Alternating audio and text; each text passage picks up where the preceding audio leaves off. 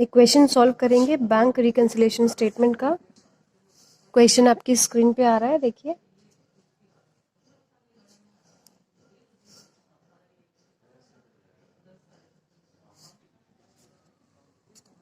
इसके फॉर्मेट में सबसे पहला कॉलम होगा आपका पर्टिकुलर्स का।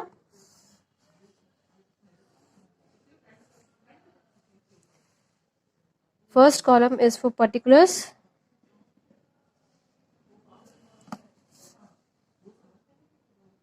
और यहाँ पे दो कॉलम आपको बनाने हैं, सिर्फ एक प्लस का और एक माइनस का। एक प्लस आइटम जहां आप लिखोगे प्लस आइटम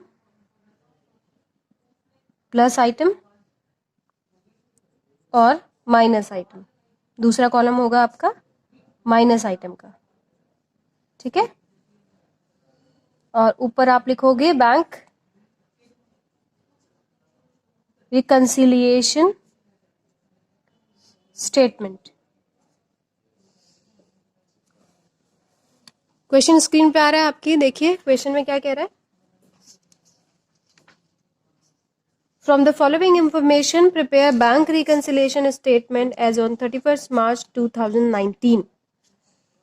यहाँ पे आपको कैश बुक का बैलेंस गिवन है, कैश बुक का बैलेंस गिवन है यहाँ पे, ठीक है। और हमें बैलेंस जानना है, बैलेंस एज पर पासबुक का, ठीक है। तो इसको कैसे सॉल्व करेंगे हम। On 31st March 2019, cash book showed a bank balance of rupees 12,000 debit. तो कैश बुक में डेबिट बैलेंस का मतलब है बैलेंस आपका पॉजिटिव है। तो आपको क्या करना है, सीधा यहीं पे लिख देना है balance as per cash book. Balance as per cash book, इसका बैलेंस आपको लिख देना है। जितना बैलेंस है डेबिट बैलेंस है, तो आप पॉजिटिव में लिखोगे 12,000, ठीक है। नेक्स्ट इज, अब इसको करने का तरीका क्या है। करने का तरीका ये है कि आपको बैलेंस अगर कैश बुक के अकॉर्डिंग गिवन है तो आपको इफेक्ट देखना है।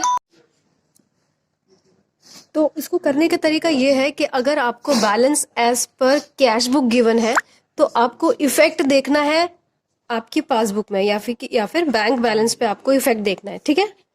कैश बुक का बैलेंस गिवन है तो इफेक्ट देखना है बैलेंस एज पर पासबुक। आई बात समझ में, ठीक है। कैसे देखेंगे, तो आपको बैलेंस गिवन है, balance as per passbook as it is लिख देंगे। पॉजिटिव है, पॉजिटिव में आ गया प्लस आइटम में, ठीक है। अब देखो नेक्स्ट क्या कह रहा है। Out of the total cheque 10,000 issued, issued का मतलब होता है आपने चेक काट के किसी को दिया, ठीक है। तो out of total cheque of 10,000 issued, cheques aggregating 3,000 were presented March 2019। तो यहाँ पे जो हमारा फाइनेंशियल ईयर है वो अप्रैल टू मार्च है, और मार्च के अंदर अंदर भाई प्रेजेंट हो गया बैंक में 3,000, यानी कि जिसको हमने चेक दिया उसने 3,000 का चेक तो हमारे अकाउंट में से निकल गया, ठीक है। Cheque aggregating 4,000 were presented in the April 2019 and remaining have not been presented yet. ये कह रहा है कि 4,000 का चेक फिर निकला अप्रैल में, तो अप्रैल में तो हम कंसिडर इसको नहीं करेंगे क्योंकि हमें तो 2019 31 मार्च तक का ही स्टेटमेंट हम देखेंगे, एक फाइनेंशियल ईयर में जो भी प्लस माइनस हुआ है, ठीक है। तो यहाँ पे अगर हम देखें तो मैं यहाँ पे थोड़ा सा वर्किंग नोट के लिए थोड़ा कॉलम इधर ले लेती हूँ। ये नजर आ रहा है ना आपको। अब यहाँ देखो आप, ठीक है। 10,000 हमने अपनी कैश बुक में से, ये वर्किंग नोट है, 10,000 आपने यहाँ से माइनस कर दिया अपने यहाँ से, लेकिन हमें पता चला कि 10,000 में से सिर्फ 3,000 ही हमारे बैंक से निकला है, बाकी हमारे बैंक से निकला ही नहीं। तो हमारे बैंक में क्या हो रखा है, प्लस हो रखा है, ठीक है। मैंने अभी क्या कहा, मैंने कहा कि आपको इफेक्ट देखना है पासबुक में। तो पासबुक में 7,000 ये प्लस हो रखे हैं जो आपने माइनस करके अपनी कैश बुक में से निकाल दिया। आपने चेक दिया और फटाफट माइनस करके निकाल दिया, है ना। लेकिन बैंक में से तो माइनस हुआ नहीं, बैंक में तो ये प्लस हो रखा है, तो आप भी क्या करोगे, प्लस कर दोगे। आई बात समझ में। तो हम यहाँ पे ऐड कर देंगे एज इट इज, जो लैंग्वेज यहाँ लिखी हुई है वही आपको यहाँ पे लिखनी है, ठीक है। Check issued but not presented for payment, check issued but not presented for payment। इसमें से आपने तो चेक दिए हैं भाई 10,000 के, लेकिन बैंक में से निकला है सिर्फ 3,000, ठीक है, 7,000 नहीं निकला बैंक में, यानी कि बैंक बैलेंस प्लस हो रखा है, तो आप भी क्या कर दोगे, यहाँ पे प्लस कर दोगे। इफेक्ट देखना है पासबुक में, बैलेंस लेकर चलना है कैश बुक का, हमें कहाँ जा रहे हैं, हमें जाना है पासबुक की तरफ, तो इफेक्ट देखना है पासबुक में, ठीक है, आई बात समझ में। तो यहाँ पे आप 7,000 प्लस के कॉलम में लिख दोगे, ठीक है। नेक्स्ट देखो, out of the total cheque amounted to ₹5,000 deposited. अब यहाँ पे डिपॉजिटेड, ये डिफरेंस आपको समझना पड़ेगा। इशूड का मतलब है आपने चेक किसी को दिया, ठीक है, आपके अकाउंट में से निकला। डिपॉजिटेड का मतलब है आपके अकाउंट में चेक आया, ठीक है। तो out of total cheque amounted to ₹5,000 deposited cheque aggregating 1,500 were credited March 2019 and balance checks were credited in April 2019। अब आपके पास चेक आया, आपको किसी ने चेक दिया, आप कैश बुक में तुरंत उसकी एंट्री कर लोगे, ठीक है, मेरा बैंक अकाउंट बढ़ गया। लेकिन बैंक ने तो अभी आपके अकाउंट में चेक डाला ही नहीं है, सिर्फ 1,500 का चेक डाला है आपके अकाउंट में, है ना, यानी कि बैंक में 3,500 तो आपके अकाउंट में आ ही नहीं रखे हैं, ठीक है। तो 3,500 भी आप क्या कर दोगे, माइनस कर दोगे, ठीक है। कैसे करोगे, यहाँ पे आप लिखोगे लेस, क्योंकि बैंक ने इसको प्लस नहीं किया है, आप प्लस कर चुके हो, हमें बैलेंस एज पर पासबुक जानना है, तो आप भी क्या कर दोगे, माइनस कर दोगे, ठीक है, आप भी क्या करोगे, माइनस कर दोगे। Check deposited but not collected, checks deposited but not collected. भाई हमने तो चेक डाले, लेकिन बैंक ने नहीं डाले। बैंक ने कितना डाला, बैंक ने सिर्फ डाला आपका 1,500, 3,500 बैंक ने नहीं डाला, यानी कि बैंक में आपका ये अमाउंट नहीं आया हुआ, तो आप भी इसको माइनस कर दो। आई बात समझ में। तो cheque deposit but not collected, ठीक है।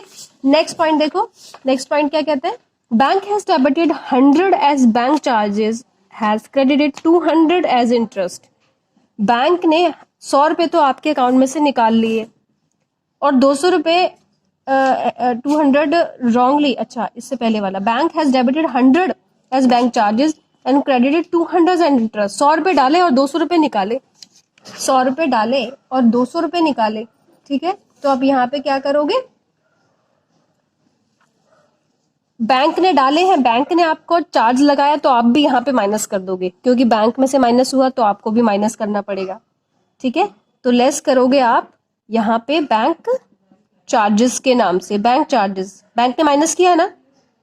मैंने क्या कहा, आपको देखना है क्या फर्क, कहाँ देखना है, पासबुक पे, ठीक है। बैंक ने चार्जेस लिया, बैंक ने चार्ज लिया, माइनस कर दिया, आप भी माइनस कर दो, आपको नकल करनी है, ठीक है।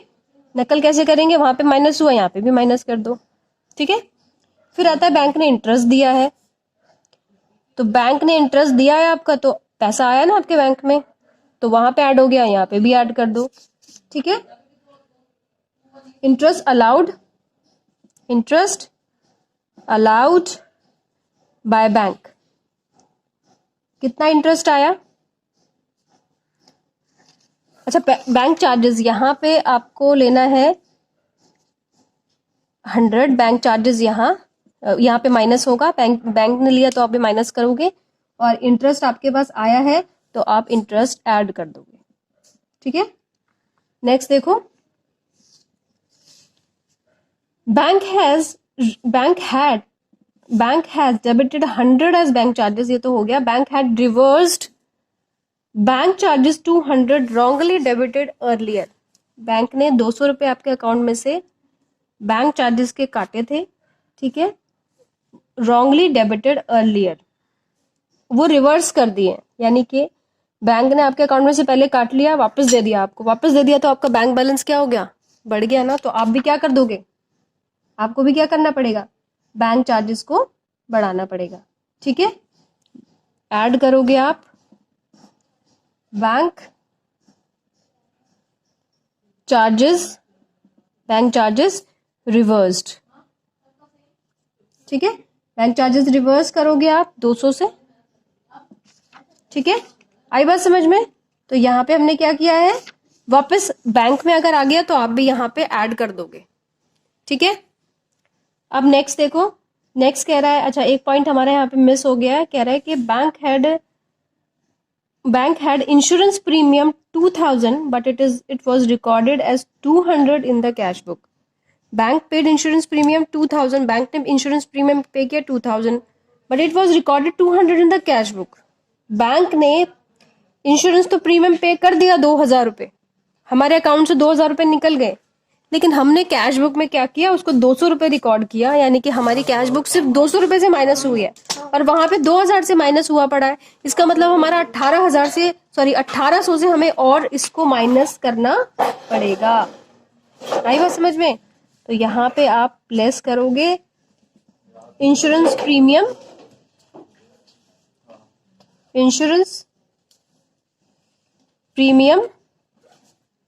Paid by bank, difference amount recorded. Difference amount को आप रिकॉर्ड कर रहे हैं क्योंकि 200 रुपए तो आप रिकॉर्ड कर चुके हैं, लेकिन 1800 आपने रिकॉर्ड नहीं किया, तो 1800 से भी आपका कैश बुक माइनस होना चाहिए, क्योंकि वहां से पासबुक भी माइनस हो गई है पूरे अमाउंट से, तो आप भी तो माइनस करोगे ना. क्या करना है हमें यहाँ पे? नकल करना है. क्या करना है? नकल करना है. ठीक है, चलो आगे बढ़े. लास्ट पॉइंट है आपका. लास्ट पॉइंट में देखो क्या कह रहा है. Receipt side of cash book was undercast bye 500. आपकी कैश बुक है और कैश बुक में आपने 500 रुपए कम लिखा हुआ है, 500 रुपए कम लिखा हुआ है, लेकिन बैंक में अगर देखें तो वहां तो पूरा बढ़ी रखा होगा, तो आपको भी यहाँ पे क्या करना है? बढ़ा देना है. ठीक है, आपको भी यहाँ पे बढ़ा देना है, यानी कि आपको लिखना है receipt side of, as it is लिख दोगे जो आपको लिखा हुआ है, receipt side of the cash book undercast.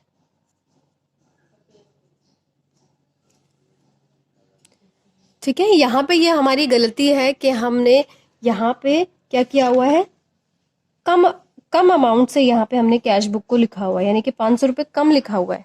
ठीक है, लेकिन पासबुक में तो प्रॉपर मेंटेनेंस हो रहा है, यानी कि वहां पे ऑलरेडी ये प्लस है, तो हमें यहाँ पे भी प्लस करना पड़ेगा 500. आई बात समझ में? ये क्लियर हुआ आपको? चलो, तो अब हम क्या करेंगे, अब इस balance as per cash book में ये हमने चेंजेस किए, और ये चेंजेस करने के बाद हमें पता चल जाएगा कि हमारा बैलेंस एज पर जो पासबुक है वो डिफरेंस हमारा क्यों आ रहा है. ठीक है, तो आप यहाँ पे लिखोगे जो डिफरेंस अमाउंट है, बैलेंस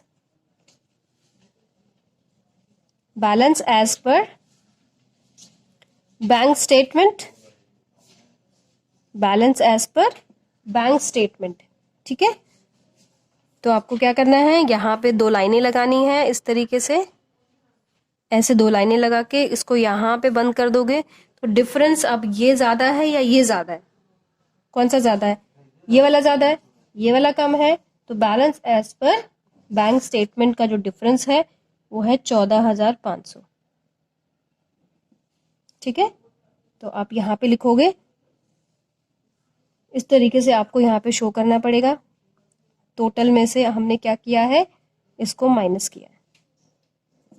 ठीक है, तो स्टेटमेंट बनाने के लिए हमने क्या किया, balance as per cash book लेकर हम चले हैं, तो इफेक्ट हमें पासबुक में देखना है और पासबुक के अकॉर्डिंग चलना है. अगर पासबुक में ऐड है तो आपको ऐड कर देना है, कैश बुक में पासबुक में माइनस है तो आपको माइनस कर देना है. इस तरीके से हमने यहाँ पे किया है. ठीक है.